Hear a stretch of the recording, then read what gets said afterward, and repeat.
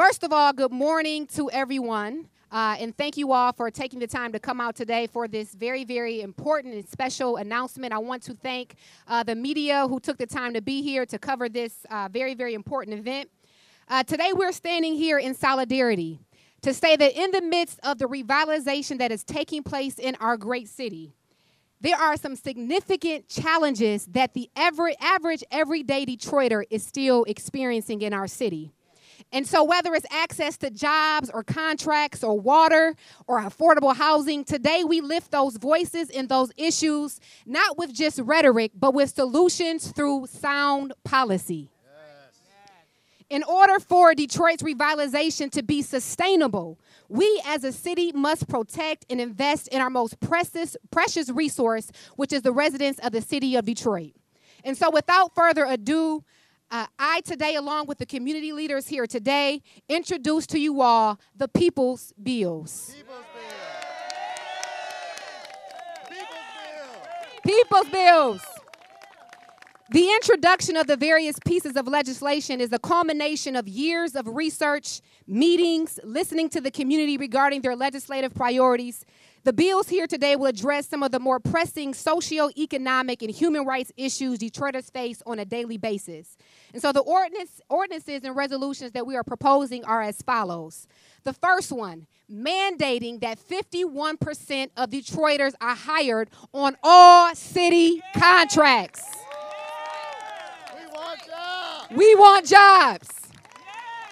This is simply about economic justice, creating economic opportunities for Detroiters here.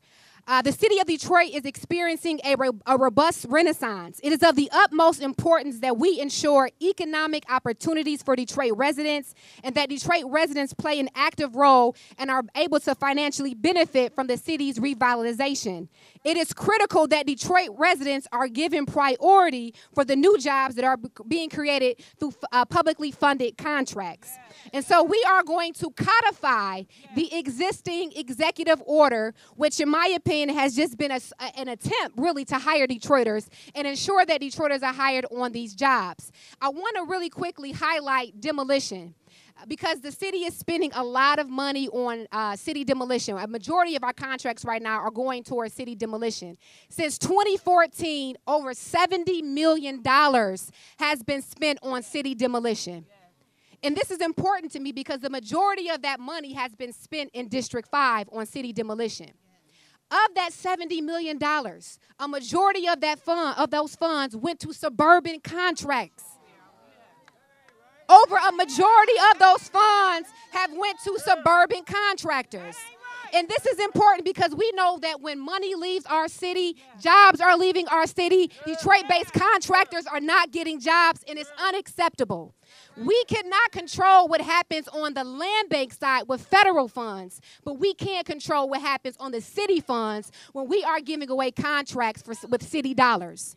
And so it's important for me to have this ordinance in place because even if contracts leave, at least we can say that the jobs here in the city of Detroit will stay. Yeah. I also want to mention that's very disturbing is that right now we are not even tracking whether or not there is 51% of Detroit residents on these jobs. Yeah. We are not tracking it. Yeah. If I were to ask you right now how many Detroit residents are being hired on these contracts, we would not even know because we're not tracking it. And so this will ensure that 51% of Detroit residents are actually hired on these construction jobs when city funds are being used. Detroit has two of the poorest census tracts in the country. And so it is a disgrace to the residents in the city when we are not putting Detroiters to work on city funded contracts. And so this ordinance is really crucial to moving forward.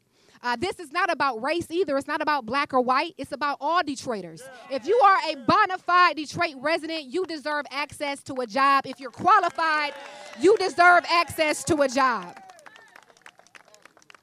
And so I now would like to bring up a young man who has done the research. One thing you can't run from is numbers, and the data shows that the money is leaving our city, our communities, that the jobs are not for Detroiters. And so I would like to bring up Damian Ellis, who is going to talk a little bit about the numbers, and then following behind him, I'm going to bring up Will Aaron, because oftentimes we hear that there's not enough Detroiters that are qualified. And I really hope we can stop that narrative, that Detroiters are not qualified. And we're going to bring up a young man who's working with young people on a regular basis, who knows the ins and outs, that Detroiters are qualified, and in fact, they're ready to be put to work. So Damian, followed by Will Aaron.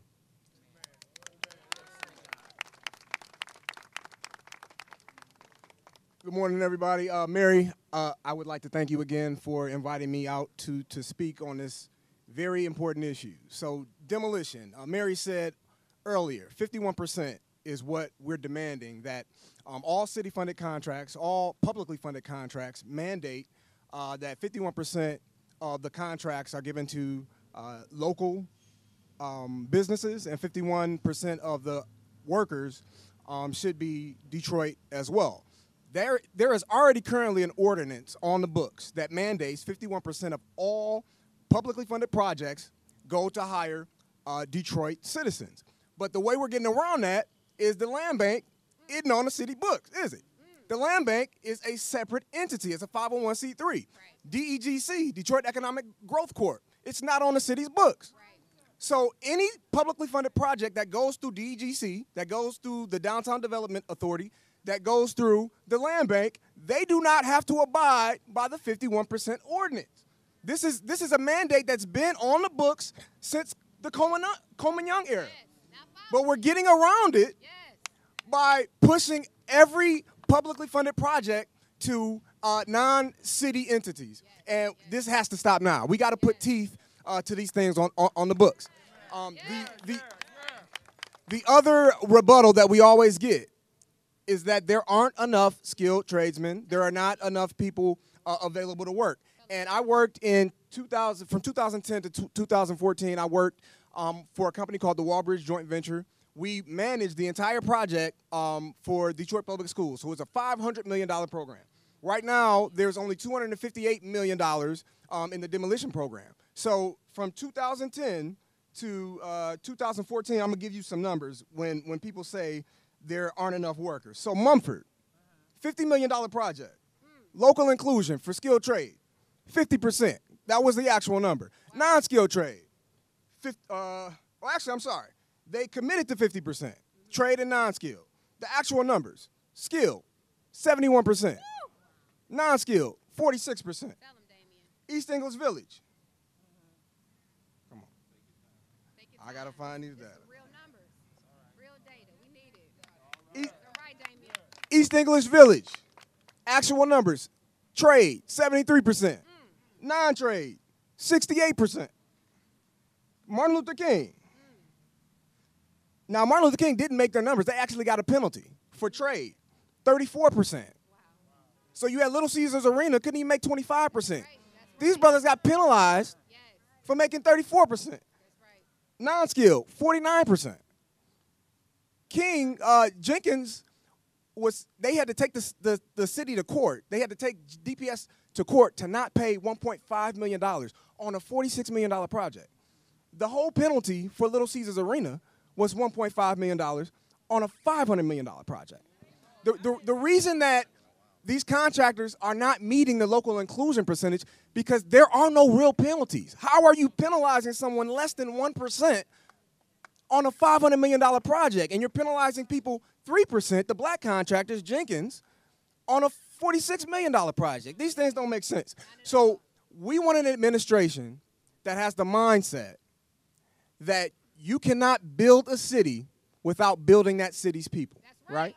You cannot build a community without building that community's people. And that's what this People's Bill is all about. Okay, so I got the numbers. If anybody wants them, you know, hit me up. Great job. Thank you. That's right. Will Aaron, let's go, Will. Tell him, Will. All right, good morning, Detroit. Good morning, Detroit. Good morning.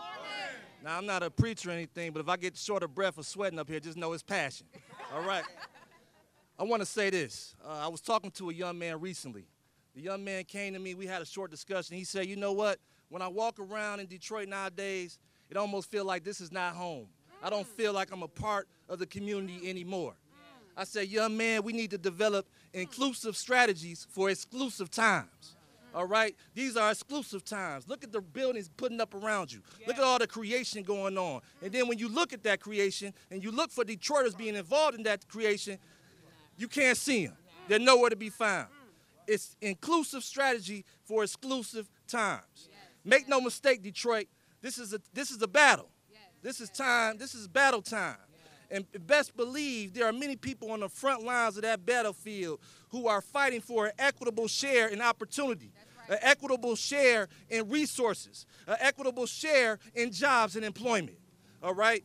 For years now, for over 10 years, Emerging Industries Training Institute. I am the vice president of that institute. We have been a state licensed training provider for 10 years. We have trained Detroiters in the areas of construction, renewable energy, electrical, also carpentry, and also customer service call center training. This training lasts for anywhere between 5 to 16 weeks, and after that training, we are employer-led, so we lead these Detroiters to jobs, instant employment, all right? So for them to say that there are no Detroit companies involved in the training of the residents is false. We are here, we are ready to train, and we are ready to make sure that Detroiters are employed. If you have any questions or you want to get any more resources regarding Emerging Industries Training Institute, we're located in the city, in the Samaritan Center on the east side of Detroit. You can come in, you can get the resources, you can get the training, and you can get the employment that you deserve. Thank you. All right. And let me just really quickly say, I have been in contact with the deputy mayor of D.C. where they have an ordinance there that we're looking to model. D.C. and Atlanta has it. So if they can do it in their respective cities, I believe that we can do it here in Detroit as well. The next part of the people's bills will be to amend the current community benefits ordinance. Come on, give it up. So over the last 4 years, I have happened to represent probably an area that has the most economic activity taking place in the city of Detroit. In District 5 alone, we've had over $1 billion in development. And I've been able to see firsthand the need for a true, authentic community benefits process. I think what we have in place, unfortunately, leaves out the community's voice. And I think one of the things needs to change is the threshold is extremely too high. Right now, in order for a developer to sit and talk with community, it's a $75 million threshold. And so you're missing an entire category of projects where developers do not have to sit and interact with community regarding community benefits. And so there has been no other group probably like the People's Platform that has been advocating for this issue for quite some time. And so I'm going to bring up Ms. Linda Campbell. Is she here? Ms. Linda Campbell, who is a true fighter for the people. Linda, who's going to talk about some of what she wants to see. And just so you all know, we have already submitted a memo requesting some of these changes and are looking forward to some feedback from my colleagues, but we are looking forward to amending the community benefits ordinance. Thank you. Good morning, everyone, and thank you, Council President Pro Tem Mary Sheffield, for standing in this fight with community. Over the past 5 years, community has organized to fight for a meaningful, real community benefit agreement. I stand here representing not only the Detroit People's Platform, but the Equitable Detroit Coalition, which is a coalition of 32 community groups from across the city of Detroit, representing each and every city council district. If you remember, in 2016, under the leadership of this coalition, we organized and fought and brought to the ballot an amendment to the current charter, which would insist that developers who receive equitable and who do large-scale development in this city, who receive public money, would have to sit down and negotiate. Not engage, but negotiate with community for a real community benefit. We included in that community benefit that was drafted by the people opportunities to plan for small business representation, for social services for our community. We also talked about affordable housing for those threatened with displacement. We had nearly 100,000 Detroiters come out in support of Proposal A, the People's Community Benefit Agreement. Unfortunately, there were those in council who organized against community, who put Proposal B on the ballot, which is what we have now, a rather empty and meaningless process that brings community to the table but does not result in any meaningful negotiations. We've had hundreds of millions of dollars in public assets transferred to white billionaires. I will say it, white billionaires. While black folks sit on the side, gather research, come prepared to engage as the Neighborhood Advisory Council, only to be minimized in their participation. I've been in the city 40-some years. It breaks my heart to see how miserable Detroiters are treated in this effort.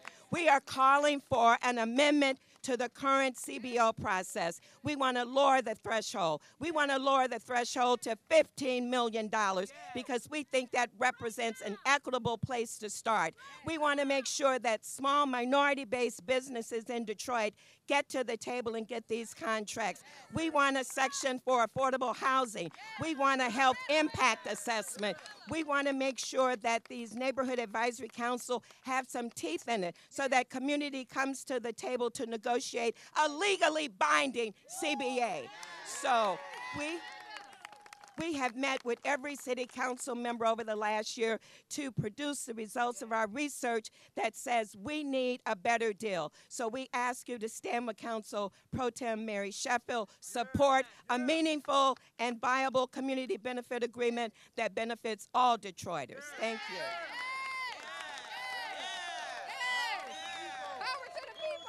All power to the people. All power to the people. All power to the people. All right. Let me also just mention my colleague Raquel Costin-Lopez, who was in this fight with us. She could not be here today, but she does support also amending the community benefits ordinance as well. All right. The next proposed legislation for the People's Bills is the Poverty Tax Exemption Ordinance. Woo! From 2009 to 2015, between 55 and 85% of Detroiters have been unconstitutionally assessed. As a result, approximately 1 in 4 Detroiters were foreclosed on between 2011 and 2015, which resulted in massive displacement of residents, an increase in blighted properties, and vastly reduced our home values. In 2016, nearly 40,000 homeowners qualified for the Homeowners Property Tax Exemption Program. But the vast majority of these residents did not receive it either because they were not aware of the process or the application process was too burdensome. And this is very, very important to me because we deal with our seniors every day who are low income, who do not even know that they qualify to get their property tax exempted, and they're battling with foreclosure. And so we have to have a process in place that ensures that they have a process that's fair and equitable to make sure that they're able to get their property tax abated. And so I would like to bring up Ms. Bernadette, who is a part of the Coalition to End Unconstitutional Tax Foreclosures, to talk a little bit more about some of the amendments that we're proposing today.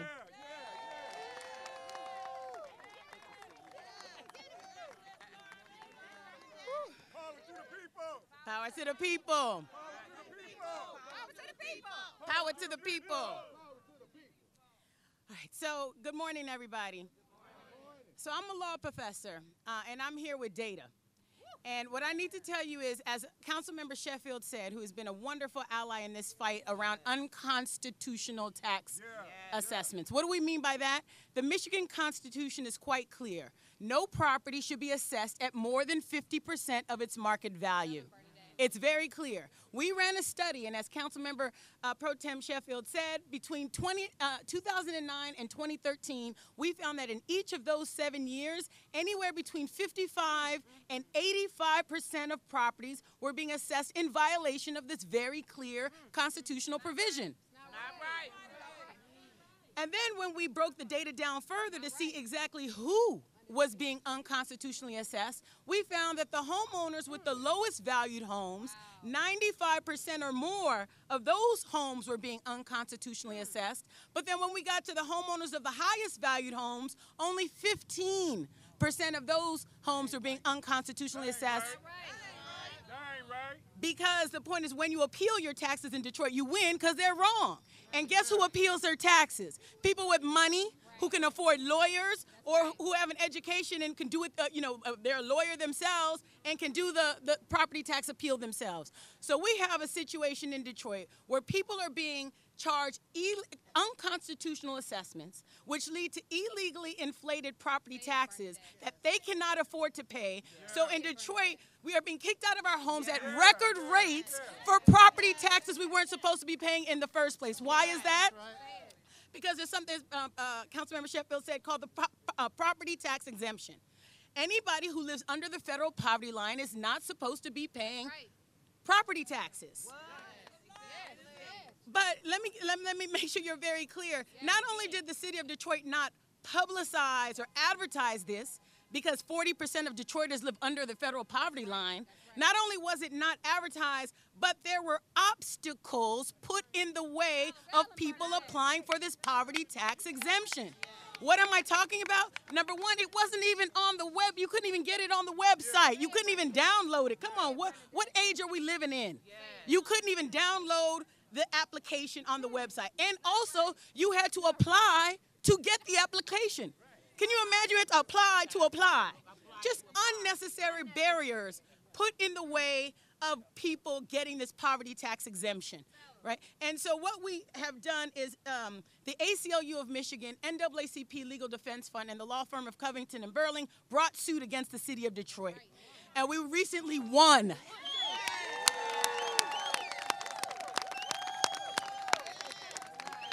We got the city of Detroit to completely revamp the poverty tax exemption process to stop all this, you can't call it anything else but foolishness, to stop this foolishness. And so that settlement agreement lasts 3 years. So Councilmember Sheffield steps in and says, no, this is not just 3 years. What we're going to do is we're going to put all the wins of the lawsuit in an ordinance to make sure these gains are permanent. And after the 3 years, Detroiters are protected against, and there's no other legal term for it, but against this foolishness. Okay? And so I just want to take off my hat to Councilmember Sheffield, who has led this ordinance, making sure to protect Detroiters. Thank you.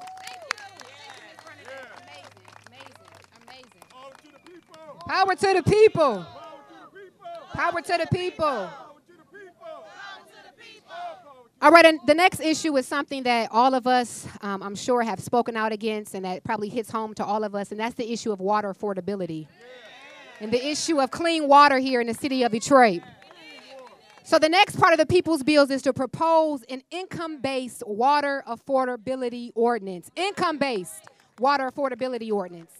In the absence of a real water affordability program in the city of Detroit, the result has been the inability for many residents to pay the full charges of water and sewer services, which lead to massive water shutoffs affecting up to 3,000 families per week, over 30,000 families total, with a disparate impact on residents living in poverty, people of color, persons with disabilities, single parents with children, and elders living on fixed incomes. Water is a human right. Water is a human right. Water is a human right. Water is a human right, and depriving residents of access to clean, safe drinking water is inhumane and serious threat to the public health of our city. And so, therefore, we will be introducing an income-based water affordability ordinance to ensure that Detroiters are not forced to survive without access to clean, safe water. If the ordinance is not legally feasible, because for the last 4 years we have been taking up this issue, fighting with attorneys, I am willing to lead an effort to put this measure before the residents in the city of Detroit by a voter initiative. And furthermore, we will also be seeking the discontinuance of water shutoffs until a water affordability ordinance is passed and implemented. stop shutoffs now. And so there are several groups that have been fighting this fight for quite some time. One person who I just admire so much, she is unapologetically who she are. She has data. She speaks the truth. She stands up to people in power, and that is none other than Monica Patrick Lewis from We the People of Detroit, who I want to come up and say a few words about the research, the data, and what she's doing to help bring this income-based water affordability ordinance to fruition. Well, peace and blessings, and thank you so much to the Honorable Councilwoman Sheffield, but we stand here unapologetic that the citizens of Detroit have a human right to water. We also must set the record straight that the citizens of Detroit were legislated in 1955 to build out a system that is now servicing almost 4 million Michiganders. So we've more than paid our fair share. What I'm saying, though, is that we cannot disconnect the fact that we sit in the largest documented hepatitis A outbreak in American history. And somebody would want us to believe that that may not be causation, but there is directly a connection when you cannot flush your toilet and wash your hands. Detroiters have endured an increase of unaffordable water for over the past 10 years that is costing us an uptick of 126%. We also are paying an 83-17 split. So the cost for suburbanites, 78 cities and municipalities, we are paying the cost for them to flush their toilets. When you look around this city, pensioners in this city, the average pension is $19,000 a year. Those pensions have now been reduced, and they're living off of a fraction of what they stored up and earned. So the very people that paid and stayed when others abandoned the city are the very people that now can't afford to flush their toilets and wash their hands. If you don't get anything right in this city, you must get the human right to water right. Michigan Welfare Rights and the People's Water Board drafted for the nation a water affordability plan. You have had experts from the United Nations say that this is the right way for us to go. This city cannot continue to present itself as a first-class city and introducing us to third world conditions. Any elected official that is not committed to ensuring that we can afford our infrastructure and we can afford to drink. And I cannot step away from the mic without mentioning the fact that right now our babies have been shut off from water fountains in their schools. Now somebody would have us believe, in Detroit that if you shut off the water and you don't have the corrosives and the anti-corrosives running through the system, that therefore the system's all right. But we know that Cass Tech isn't an old school. We know that its infrastructure isn't dated. We know that there have been systematically schools shut off all over this city that were then turned around and gifted to charters for $1. If you don't connect the dots, we are destined to fail. When you look at the fact that the DeVosses, who are part of privatizing public education, also have their hand in privatizing trash collection and water, these issues are deeply intersected. Water is a human right. We must fight for that right, and we will not be denied water affordability in the fair state of Detroit. Turn the water on. Turn the water on. Turn the water on. Y'all listen to me. Y'all listen. Whose water? Whose water? Whose water? Whose water? Whose water? Then y'all better act like it. And you better be prepared to fight for it.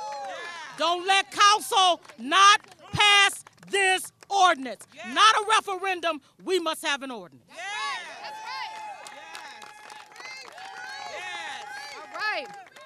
I now want to bring up Tiffany Bailey for the Human Utility Project. Fight for the water! Thank you. So right now, thousands of families in Detroit are thirsty. Yes. because they can't afford their water bills. And so basically when they can't afford their water bills, they get shut off. We all know that. But we don't talk about how much these people suffer, basically. Like, my organization basically pays water bills for people. That's right. And we've met families, for example. I think of a lady named Patricia. She was raising her 5-year-old granddaughter.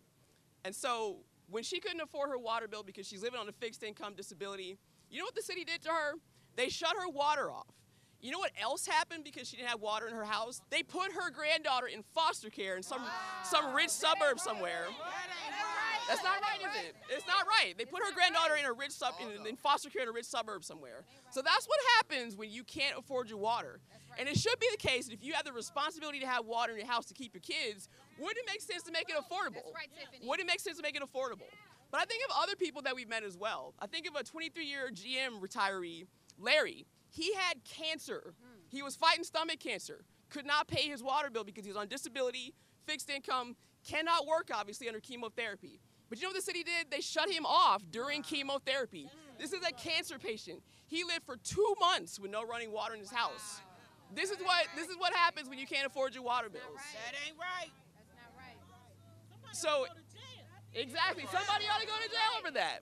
But this is what's happening to people. And I know thousands of people that are in that situation. Our organization has a waiting list of 5,000 people in this city, representing almost 20,000 people. Like, that's what happens when you can't afford your water bill. So to me, it makes sense. All of us, we need water. I assume everybody brushed their teeth this morning, took a shower. But imagine when you can't do that. Yeah. I know Detroiters that are using the bathroom in holes in their backyard because they cannot afford their water bills. That ain't right. Holes in their backyards, like this is some developing country or something. This is where like the car industry started. This is America's industrial city, basically. But this is what's happening to people. So I'm actually very happy that the Councilwoman Sheffield, had the courage to actually say, like, we're gonna do something about this and not let people use the bathroom in their backyards. Not let cancer patients sit and not have a way to, like, you know, flush things out of their body when they come home from treatments. Let kids go to foster care in some rich suburb. She's 5. She remembers that she's not with her grandmother. So the psychic cost is more than the $700 that her grandmother owed. Think about that. Yes, that's good. So if you know what's best for the city, politicians who are not here, you should make sure that this ordinance passes on water affordability. People want to pay their bills. Give them an opportunity to pay a number that makes sense for them. Thank you. Thank you. All right, our last speaker on water affordability is Mr. Miko, who has been advocating for this for quite some time. Mr. Miko, you can come on up. Thank you. I am so very excited for this day to finally come. Big shout outs to Councilwoman Sheffield for making this happen, this ordinance, and to the groups, We the People of Detroit, the Michigan Welfare Rights Organization, my organization, Hydrate Detroit. We deliver water to families that are in need of access to water. And you heard all of the stories. We've been in this fight since 2014. Today is the day right now that we come to action and we make this ordinance pass. Right now, I just want to say it is up to us, we the people, to make sure this ordinance is understood through all of the land, through these 139 square miles. To people that could not be here today, we want them to know that you are thought of and you were involved in this process. We've worked so hard through all of the coalitions, all of the organizations, and the people that made this ordinance happen. This is all for you, Detroit. This is 100% authentically Black Detroit. That is as united we stand. Well, we're not going to fall this time, because this time we're going to do it way different than we've done it before. We're going to turn up the juice. We're going to turn up the, we got to call everybody we know to come down here, populate the city council meetings. Go to the mayor community meetings. Make sure this ordinance is first and foremost. You must advocate for this like you advocating for a voting campaign. We have got to do better. And when we do, best believe we will have 100% of support. People will come out of their homes. They will come stand with us. Old men will dream dreams again, and we will make sure that everyone is included in this process. Thank you. Yes. All right, you all, thank you for your patience. We're getting through this. We're almost done. The next part of the People's Bills, which has probably gotten the most attention so far, is a reduction in the parking fines here in the city of Detroit.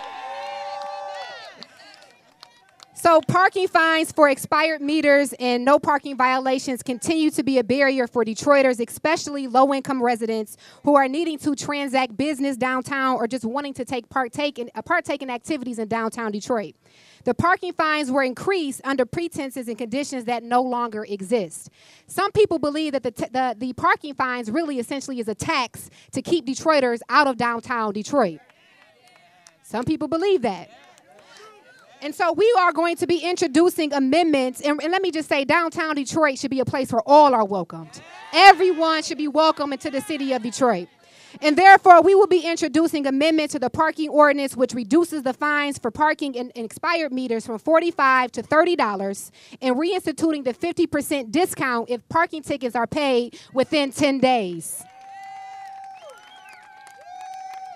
Now, there has been some talk about where are we going to find this money from. And I find it quite interesting how every time there is a proposed tax cut for the people, there's an issue. But we give out hundreds and millions of dollars in tax abatements every single year to corporations and billionaires. So I believe that if we can prioritize people over development, that we can find the money and that we can get this job done. So I would like to say, how about we start there? How about reevaluate how much money we're giving out in tax abatements? And then if we look at the ordinance that we're proposing today with the 51%, if these people are hired, that then generates income tax to the city of Detroit. Let's put Detroiters to work. That's how we find the money. Power to the people. Power to the people. And so, at the end of the day, we do have to figure out exactly where the money will come from, but I think it's about priorities. And again, we have to begin to prioritize people over development. And I'm looking forward to having conversations with the CFO and the administration on how we can make this thing work to benefit the residents in the city of Detroit so that we can build a sustainable Detroit. And so I'm going to bring up some personal testimonies from people so that you all can hear firsthand on how this is impacting the residents in Detroit. So first and foremost, Ms. Janine Spencer, who is a resident of District 5, can you please come forward? Good morning, everyone. Good morning, Detroit. Power to the people. I want to talk about parking tickets. So after 6 tickets, do you know that you're booted and towed? Yes. But what they don't tell you, this is what happened to me. I was parked in front of the library downtown. And when I came out, my car was gone. And I didn't know after 6 tickets, you're booted and towed. So I went to the tow yard to get my car, of course, and they told me that I had to pay a reinstatement fee from 36th District. Then I had to pay off the whole tickets plus the interest, which was over $1,400. After 30 days, if you don't get your car, then they sell your car. So, yes. So after a week, you're also charged storage fee for every day that your car is there. After that, you have to pay all the storage fee, you have to pay the tow fee, you have to pay the reinstatement fee, and then you have to pay your tickets. Over $2,000 to get my car out. But as I was getting my car out, I saw that it was over 500 cars there. This is what they don't talk about. This is a domino effect to the community and our families. Because if you don't have transportation or you can't afford to pay your tickets, then you can't go to work. You can't take your kids to school. You can't even go to the grocery store to support your family and feed your family. This needs to stop. We need to stand together with Mayor Sheffield for these bills. Fight for our community. Detroit is being built up, but it's not for the residents that have stayed and fought all these years. We have went through the storm, and we get no incentives. Can you please continue to fight and stand with your community? Go to community group meetings. Get out, talk about the issues and the problems that are happening. Not just around. Go out and knock on seniors' doors and ask them, do they need help? Because they're dealing with parking fines and issues, and that's why they don't have transportation as well. But they don't talk about it. So let's stop talking about garbage and start talking about the real issues and fighting and standing together with the communities. you, Mary, for being our district. We love you. Thank you for your strong fight. We continue to ask God to bless you and keep you strong so you continue these fights for the people. Power to the people, and thank you for coming. Amen. Pastor Mo, I'm here today. I want to make a statement. I'm getting a ticket right now. My car is over to getting the ticket right now. But I wanted to be here to support my pro temp and the people of Detroit. So do you support me? Absolutely. Well, I want $1 from everybody out here. Pay that ticket.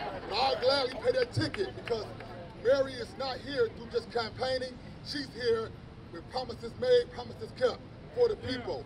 Too many fees. Don't be counting the people's pocket. We need $2 million. Go get it from one of these millionaires.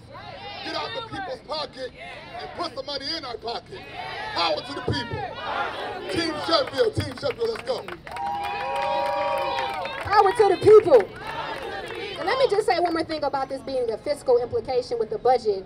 If our roughly $1.5 billion budget is being balanced on $2 million predicted revenue coming from parking, then maybe our budget really isn't as balanced as we say it is, right?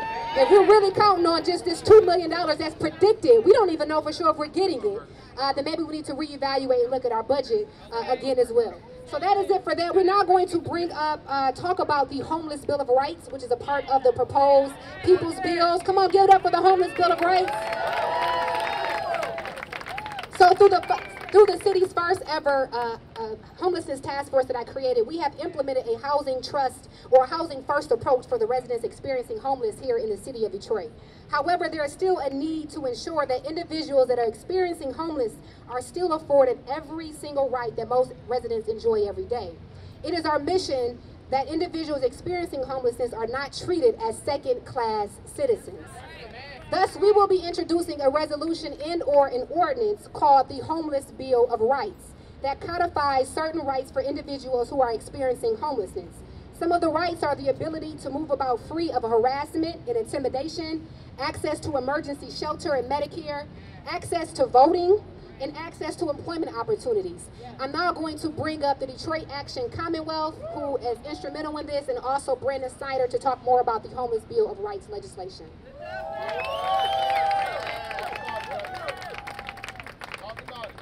All right, good morning. Thank you, Councilwoman Sheffield. So my name is Brandon Snyder, and I'm the Director of Good Jobs Now in our sister organization, the Detroit Action Commonwealth. We work with homeless, formerly incarcerated, and working class Detroiters across the city of Detroit. And what we've seen is that all of the issues that we've spoken about this morning, be it water, be it affordability, be it housing insecurity, are playing their part on our citizens around us. But we know this already. We know that housing insecurity causes homelessness. We know that water affordability and liens on our homes causes homelessness. We know that this wave of tax foreclosures that we see throughout our city causes homelessness. And that ain't right. And if we want a Detroit that works for some of us, then we can continue as business as usual. But we want a Detroit that works for all of us. And that means working for those that we may consider the least of these. That means working for those that we consider homeless. So the Detroit Action Commonwealth, with members like Cynthia, had hundreds of conversations with people who are homeless, people who are formerly incarcerated, people who are in shelters, and talked about some of the concerns. They talked about private security forces downtown, roughing up and harassing homeless individuals throughout our city. They talked about the lack of an ability to find jobs because of that stigma of being homeless and having a shelter address as your address. They talked about the hardness and the inability to access the voting booth when it came time to go vote because of that homeless shelter and being transient. That's right. And that means that we're losing our voices in the decision-making process. That means that folks who are bouncing around from couch to couch aren't able to be engaged in the decision-making process, and instead we have our resident billionaires making the decisions for them. And it don't feel good, that's right. And that's exactly right. So what we need is to codify, to lock down the rights of homeless citizens in the city of Detroit. To lock down the right for homeless citizens to move about freely in the city of Detroit. To lock down the rights of homeless citizens to feel safe in the city of Detroit. We want to make sure that service providers like our homeless shelters are working with our communities like they continuously do, but also that our billionaires are fairly chipping in to make sure that homeless citizens have the support that they need. So that's why we call to ratify this Homeless Bill of Rights. If big cities like Indianapolis, like states like Rhode Island, like cities like Traverse City can do this, then the city of Detroit can certainly do this ourselves. So we're calling on our friends that are throughout City Council to continue to stand up for homeless citizens. And continue to work for them and fight for this Homeless Bill of Rights as well as all the People's Bill of Rights. Thank you.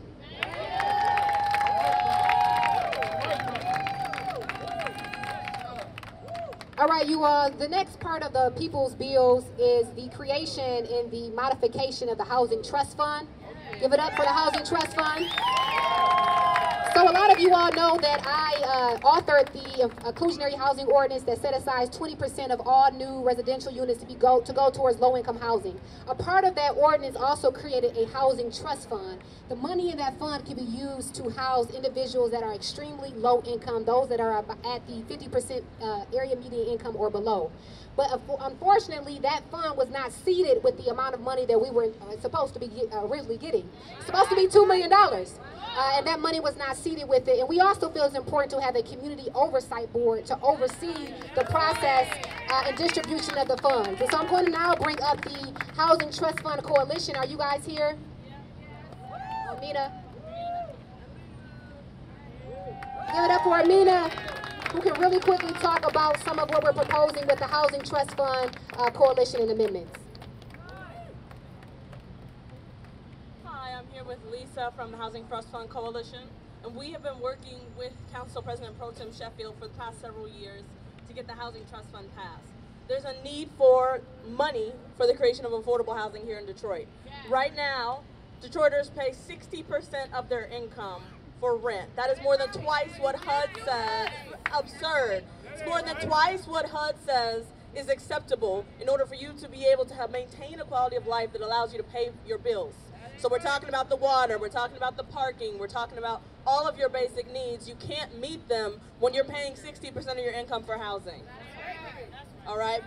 So we created the Housing Trust Fund because we know that other cities are doing things that create affordable housing and protect affordable housing for their residents, that protect the residents from displacement, and that create new housing that's affordable while they're creating these luxury condos that we see on every corner.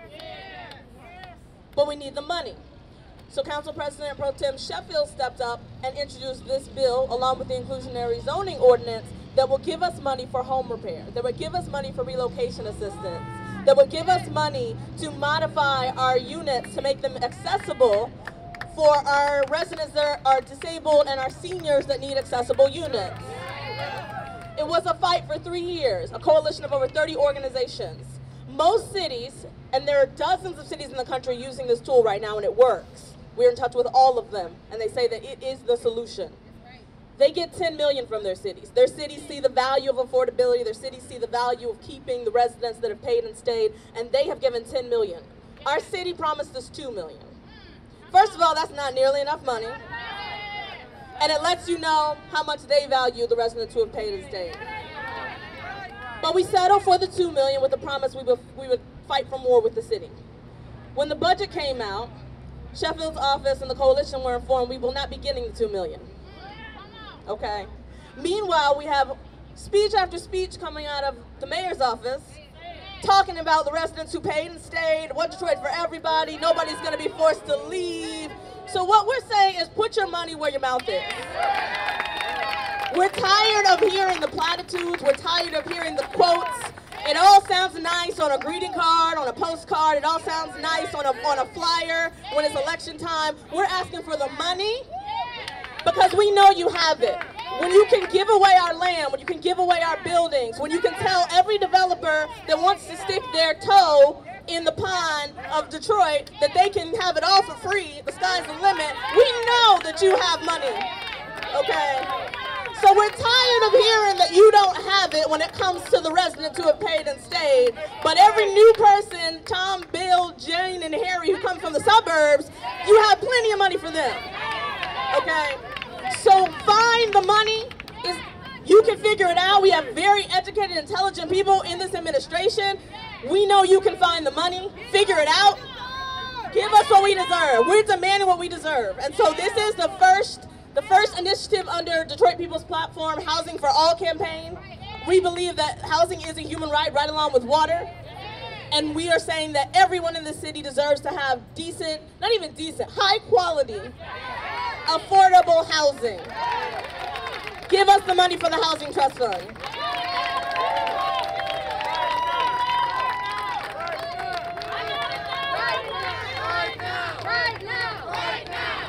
All right, you all, I want to really quickly mention, and the organization is not here, but I think it's important for you all to know what we're working on, and that is eliminating cash bail for municipal offenses. This is extremely important. This actually is a national movement to eliminate cash bail for pretrial detention. There is a profound injustice in our nation's current system of pre-detention cash bail that lets the size of your wallet determine whether or not you are granted freedom. The injustice exclusively impacts low-income communities and people of color. People lose their families, their jobs, they lose their homes as they wait for their case to move through the court system. Money should never decide a person's freedom.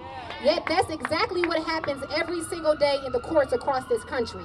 And so we will be drafting legislation which eliminates cash bail for all municipal offenses. And we will also be working with the philanthropic community to increase funds to help pay for cash bail detainees so that they can make it back to their families and avoid losing their jobs and not be subjected to the physical and psychological harm that can result in being detained. And again, I want to mention, this is a national movement. Cities and states across this country have already eliminated cash bail, and I think Detroit needs to get on as well. All right. So that is the end of the people's bills. I did want to mention one thing, or two different additional bills that were not included in the press release, and that is that we are working extremely hard to raise the wages and salaries of Detroit police officers, DPD officers. What we pay for our officers in comparison to other cities makes absolutely no sense. Our men and women work extremely hard day in and day out. They put their life on the line for us, and the least that we can do is provide them with a living wage. I want to recognize the VP Sergeants Association of Lieutenants, Mr. Rodney Sizemore. Did you want to come say anything? But I wanted to put that on the record that my office is looking at potential sources of revenue and how we can properly fund the wages for our Detroit police officers. Thank you. I'm not going to take too much of your time, but I just want to thank Councilwoman Mary Sheffield Pro Tem for bringing this to light today. Just in terms of Damien, and this is what this is doing to your community. A couple days ago in the Washington Post, we had one of our lieutenants talked about why homicides are not being solved. And one of the things he reiterated was we have too few members on the department. We have too few detectives going out there to solve the homicides. The Washington Post talked about more or less that our caseload on our detectives is too high. So I just want to bring this to you, and these are the numbers like Damien talked about it. Since the bankruptcy, right before the bankruptcy, we've had roughly about 1,000 officers retire based on pay, retirements, just running from, just running to other departments. We have officers that's running to other communities, making fair wages, getting better benefits, moving forward. So when you take that in terms of it costs $80,000 to train one police officer to go through the academy, and we had over 1,000 leave. Damien, I need you to run them numbers. What is that, like $80 million that could have been spent elsewhere for your officers? So I just, again, want to thank Councilwoman Sheffield and the rest of the City Council for moving this agenda forward. Thank you. All right, can Ted Phillips please come up really quick just to briefly talk about the right to counsel ordinance that we're also proposing as well too. It did not make it in the media release, but I think it's very important that you all are aware of it.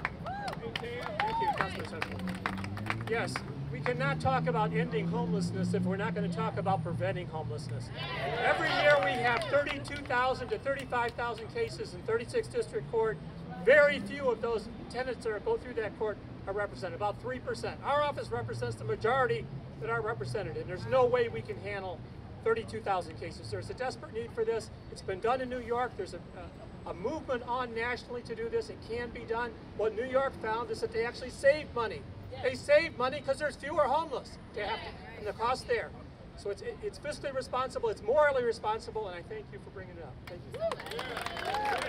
All right, y'all, before we close, let me just bring up Ms. Sylvia and Jonathan really quick to say a few words around foreclosures. And I think, Sylvia, you want to talk briefly on kind of wrapping it all together, because all of these intersect, really. And then we're going to close out the press conference. Good morning, Detroit. Good morning. So there are few things more violent than forcibly removing families from their homes. And since 2002, this city, because of foreclosures, illegal tax foreclosures, mortgage foreclosures that were caused by the banks that now occupy downtown, we have foreclosed on more homes and displaced more people than were displaced in Hurricane Katrina. This is a man-made disaster.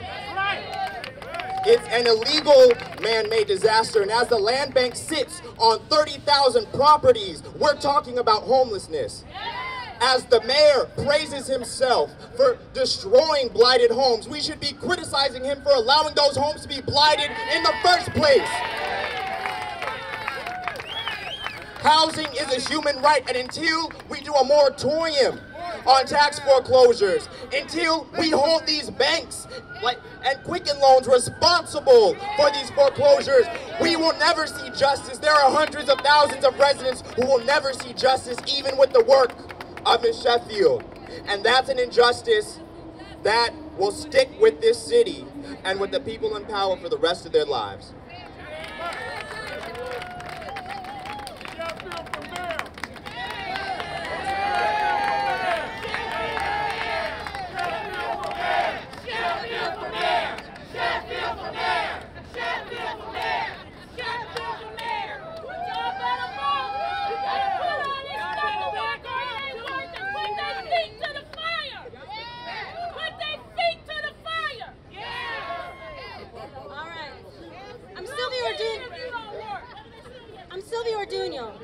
I'm a longtime organizer with Michigan Welfare Rights Organization.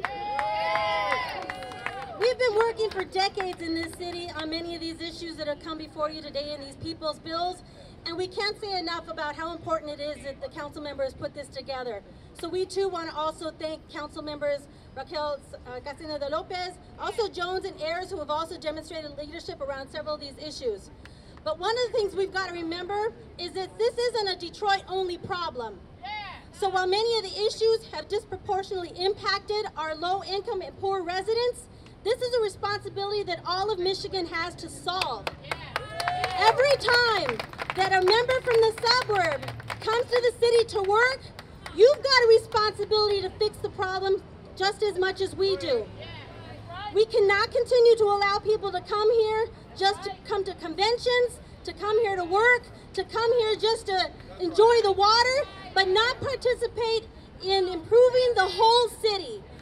We live in a bubble here in downtown Detroit. If you go around the rest of the city, you see green lights everywhere that tell people outside the city where it's safe to shop, where it's safe to get gasoline, where it's safe to stop, in case you are in fear. None of us should have to be living in this way, especially the residents of this city. For too long, our poorest and our working poor members of this city have carried the burden, and I'm glad that these are getting exposed. But it doesn't matter. All of this doesn't matter unless we actually do something about it.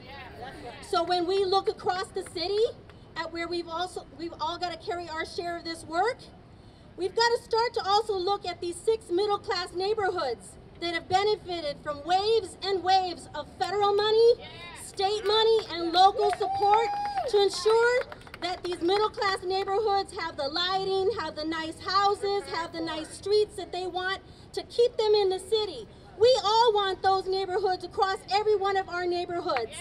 So those residents in those parts of the city have a responsibility too to ensure that these bills are carried out.